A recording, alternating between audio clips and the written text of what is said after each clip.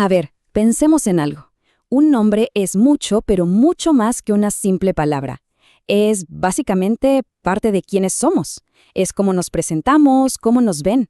Pero ¿qué pasa si el Estado de repente te dice que ese nombre con el que has vivido siempre está mal? Bueno, esta es la historia de una batalla legal increíble que empezó justo así, en Perú. Imaginen la situación por un momento. Vas a sacar tu documento de identidad y te dicen, no, así no. El orden de tus apellidos, el que te define, tiene que cambiar por ley. Pues justo eso fue lo que le pasó a una joven peruana, y su historia es la que vamos a desgranar hoy.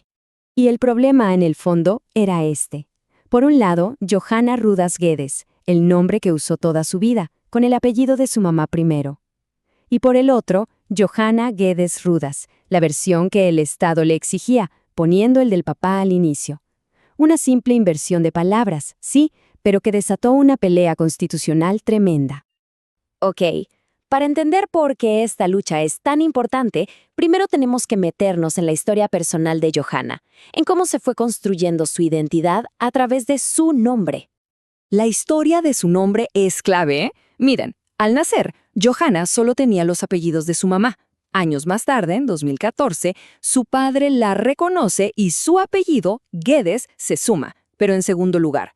O sea, para cuando cumplió 18, el nombre Johanna Rudas Guedes no era algo nuevo, era la identidad con la que había vivido siempre.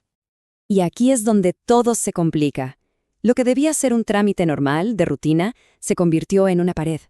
El Registro Nacional de Identificación y Estado Civil, el famoso RENIEC, simplemente le dijo que no le darían su DNI. La justificación de la RENIEC fue, digamos, muy legalista. No se pusieron a hablar de identidad personal ni nada de eso. No, para ellos la cosa era simple. El apellido del padre tenía que ir primero. Punto.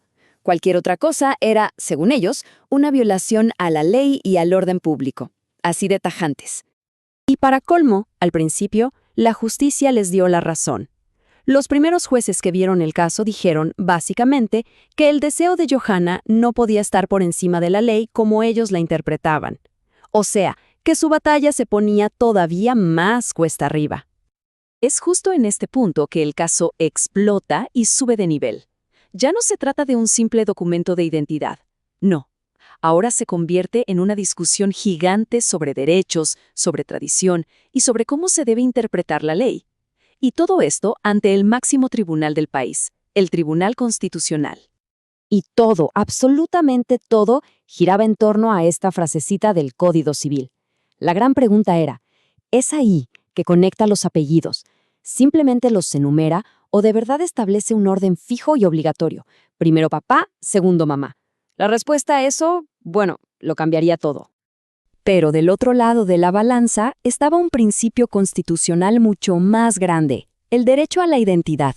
La mayoría del tribunal entendió que esto no es algo abstracto, es el derecho a ser quien eres, y el nombre es una de sus partes más visibles y esenciales. Es la forma en que decimos, este soy yo. Y esto es muy interesante. El tribunal no solo miró las leyes peruanas, también miró hacia afuera, a tratados internacionales como la CEDAW, que es la Convención contra la Discriminación de la Mujer. Y esto demuestra cómo un caso personal se puede conectar con un movimiento mundial por la igualdad de género. Y claro, cuando uno mira qué pasa en otros países, se da cuenta de que la flexibilidad no es ninguna idea loca. En España, en Argentina, en Portugal, los padres tienen la libertad de decidir el orden de los apellidos. Esto demostró que la regla súper rígida de Perú, pues, se estaba quedando un poco atrás. Pero ojo, no todos estaban de acuerdo, ¿eh? Hubo un magistrado que votó en contra, y su argumento fue que mantener la tradición, o sea, el apellido del padre primero, no era discriminación, sino una forma de proteger la idea tradicional de familia. Es importante entender este punto de vista para ver que el debate era súper complejo. Bueno, después de analizar todos estos argumentos, desde la historia de Johanna hasta los tratados internacionales, el Tribunal Constitucional de Perú estaba listo para dar su veredicto. Un veredicto que marcaría un antes y un después. La decisión final fue de infarto. 4 votos a favor y 3 en contra.